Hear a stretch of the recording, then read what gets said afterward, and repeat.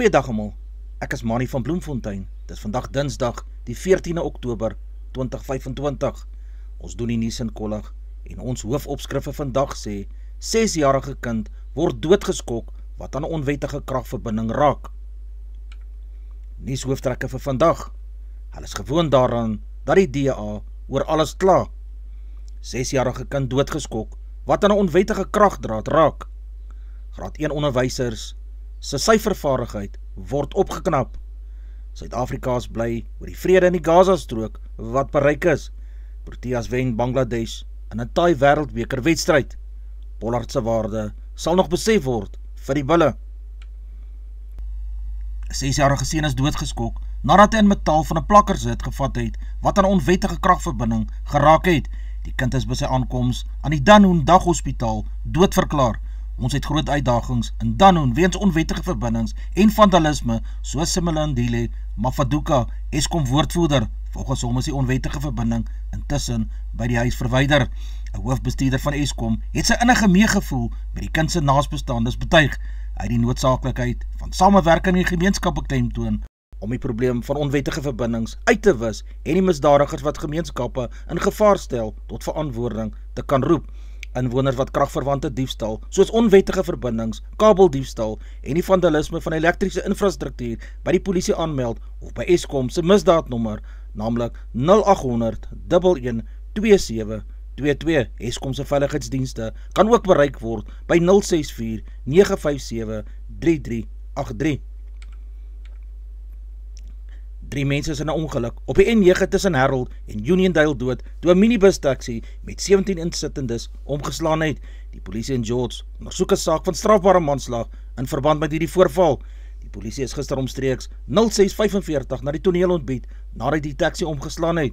Die bestuurder het na bewering beheer oor die taxi verloor, waarna die taxi gerol het en op sy dak in 'n veld langs die pad te lande gekom het. Met hulle aankoms het die polisie 3 insittendes, 2 vroue en 'n man met veelvuldige beserings gevind. Paramedici het hulle op die toneel doodverklaar. Een ander persoon met ernstige beserings is per helikopter na 'n nabygeleë hospitaal vervoer. Al die ander beseerdes is na 'n nabygeleë mediese sorgsentrum in George geneem. Die oorsaak van die ongeluk word nog ondersoek. Uitbloor die opdragte van generaal Fanny Masemola, nasionale polisiekommissaris, uitgevoer toe hy 'n direktief van Senzo Mchunu, minister van polisie, wou deurvoer om die polisie taakspan wat politieke moorde ondersoek te ontbind. Luitenant-generaal Shadrack Sibiya het voor 'n parlementêre ad hoc komitee ook ten sterkste ontken dat die ontbinding van die taakspan enigiets te maak het met die omstrede sakeman Brown Mogotsi en Vusumuzi Katmatlala wat in Mei in hegtenis geneem is nadat hy glo sy ex-meisie wou laat vermoor het. Politici, polisielede en self die regsbank word na bewering deur 'n prominente misdaadkartel in Gauteng beïnvloed. Makonasi beskuldig Mchunu van onder meer politieke inmenging in polisiesake en beweer hy sit agter die pogings om die taakspan te ontbind wat politieke moorde ondersoek. Oor die saakdossiere sê Sibiya geen van die 121 saakdossiere van die taakspan was in sy besit gewees nie en nog minder het dit by die hoofkantoor stof opgegaar.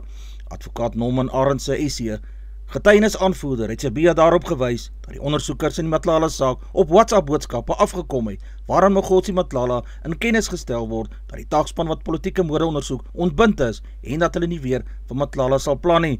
Intussen het die presidentsie ook aangekondig dat president Cyril Ramaphosa nog nie gevra is om voor die Madlanga kommissie van ondersoek of die parlementêre ad hoc komitee te getuig nie. Hy is egter bereid om voor enige van die twee te getuig as hy gevra word, soos hy Vincent Magwenya, die woordvoerder van die presidentsie.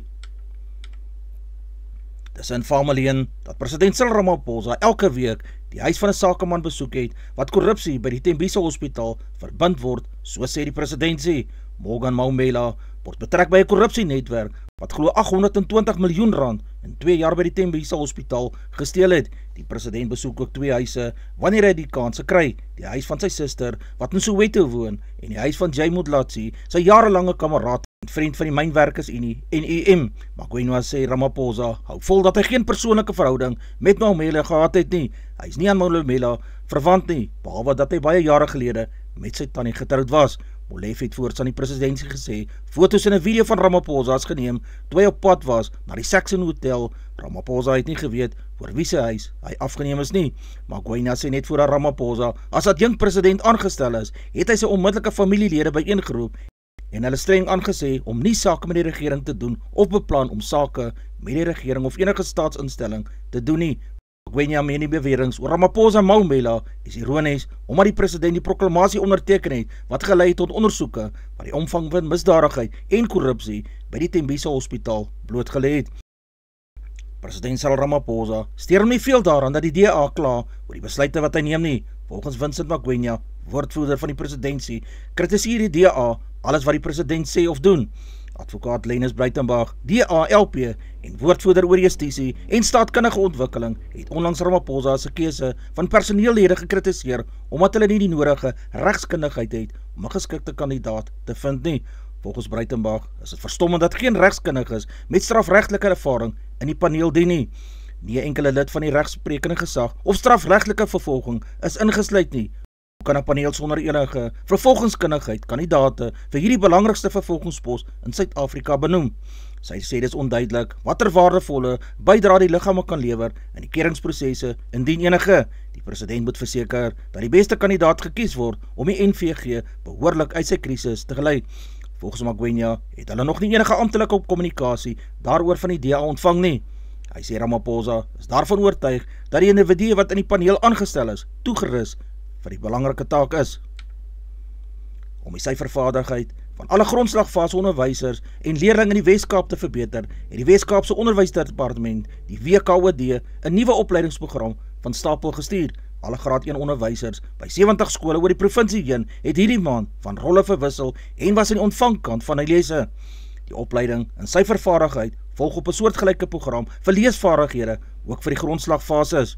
Benewens die onderwysersopleiding sal die skole onderwysersgidse, leerlingboeke en wiskunde hulpbronstelling ontvang om die nuwe onderrigvaardighede te ondersteun. Dit sluit in items soos flitskaarte, plakkate en voorwerpe wat gebruik kan word om wiskundige konsepte te demonstreer. In die eerste fase van die projek sal 225 onderwysers bereik word, terwyl die grondslagfase ontplooiing eintlik opleiding ongeveer 10.000 onderwysers in 3 tale, naamlik Afrikaans, Engels en Xhosa sal verskaf. Die deelnemers het gemeld dat die opleiding groot verskil in hulle benadering tot onderrig sal maak.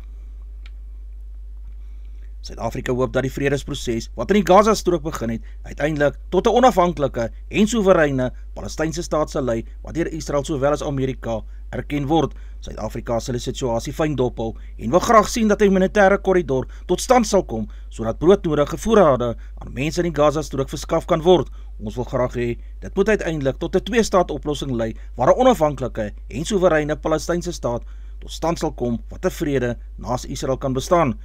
157 van die 193 lidlande van die Verenigde Nasies, onder wie ook Suid-Afrika, het hulle Palestynse staat erken. Die huidige regerings van Amerika en Israel is nie daarvoor te vind nie.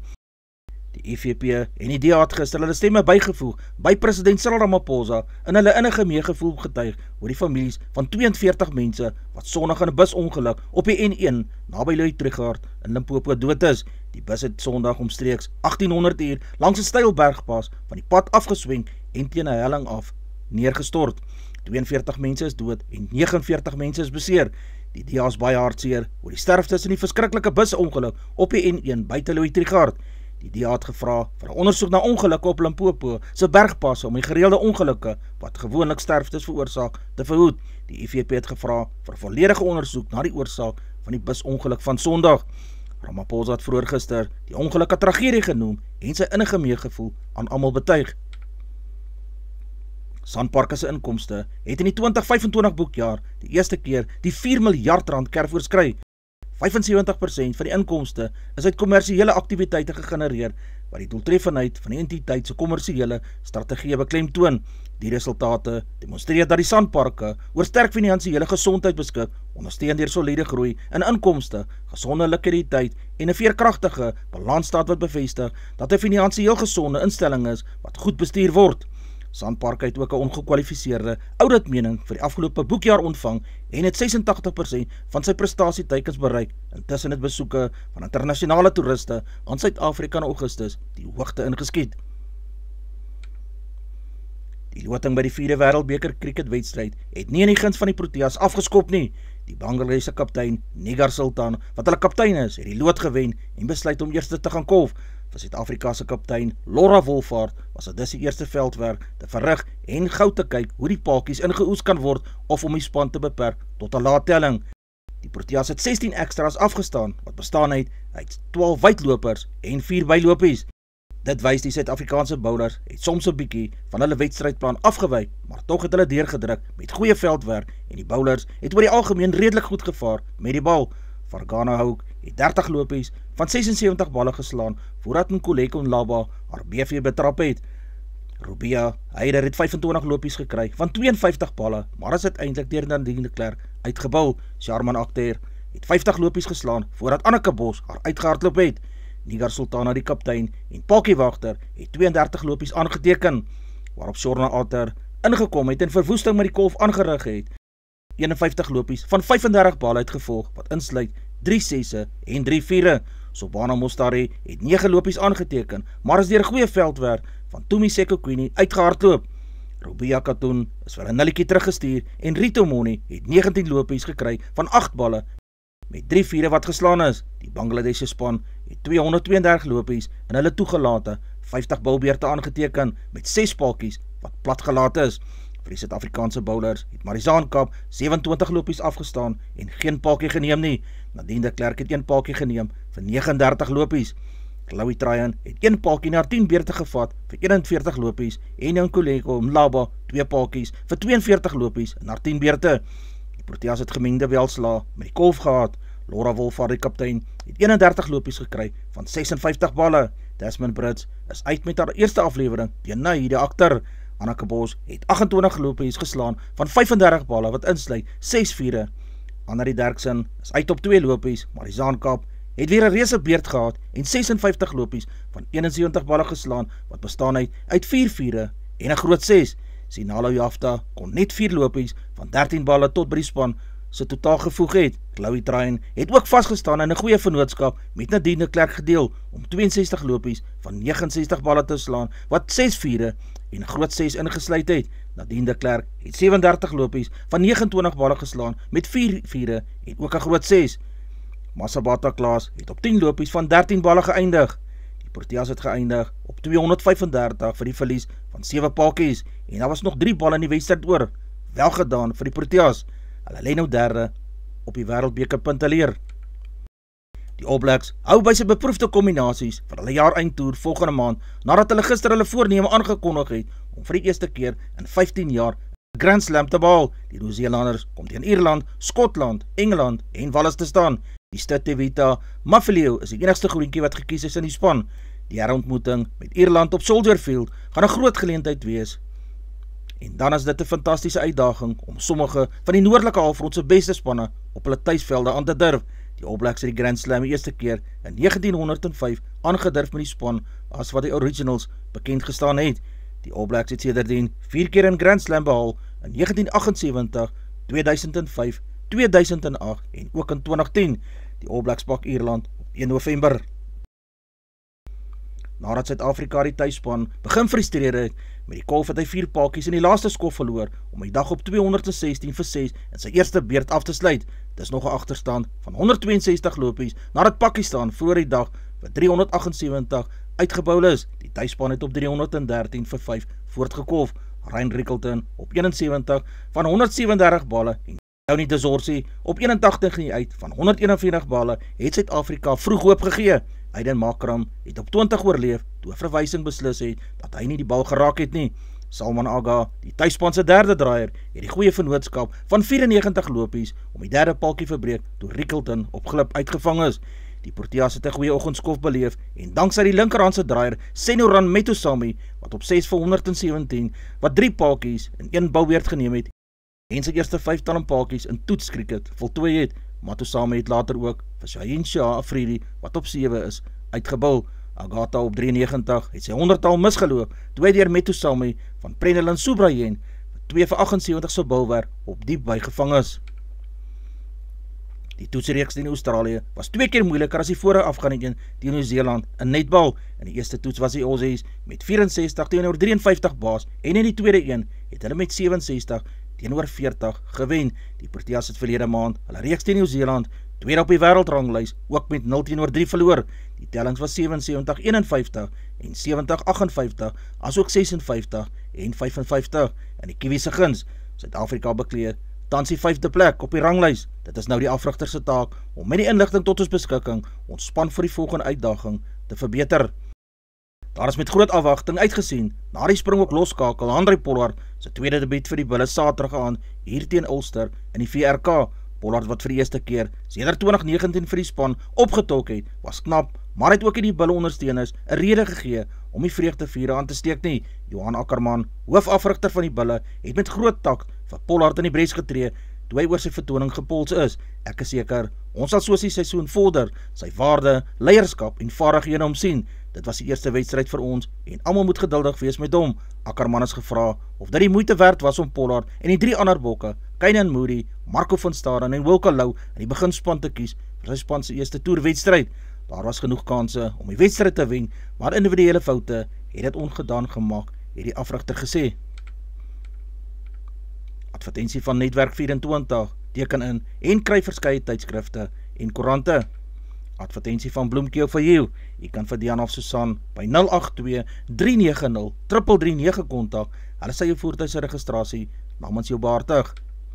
Ons weerberig vir die streek lyk so: Messina 2238, Polokwane 2033, Lephalale 2039, Mbombela 1833, Mahikeng 2135, Pretoria 2035, Johannesburg 2032, Ermelo 1630, Galagadi 1831, Gaborone 2537, Richards Bay 1925, Pietermaritzburg 1421, Durban 1824, Port St. John's 1721, Pongola 1827, Maputo 2128, Bethlehem 1230, Bloemfontein 1529, Alwal Noord 1327, Welkom 1834, Vryburg 1736, Kimberley 1531, Appington 1530, Prieska 1531, Springbok 827, Karasburg 1228, Keetmanshoop 1531,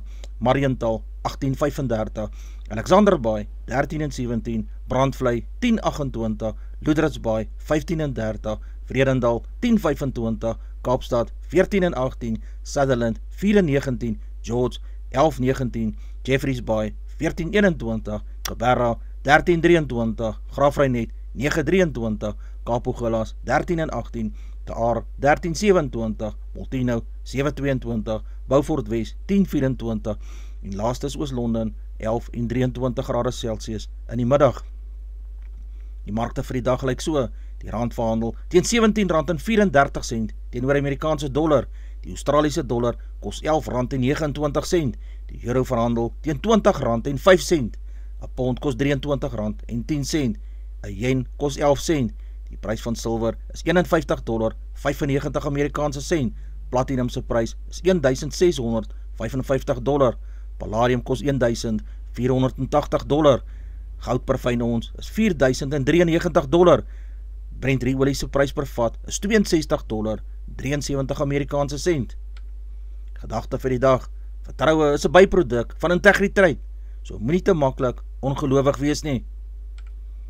Dis al vir vandag. Onthou om te like, deel met jou vriende en jou vriendinne en onthou te subscribe op my kanaal. 'n aangename dag word vir almal toegewens.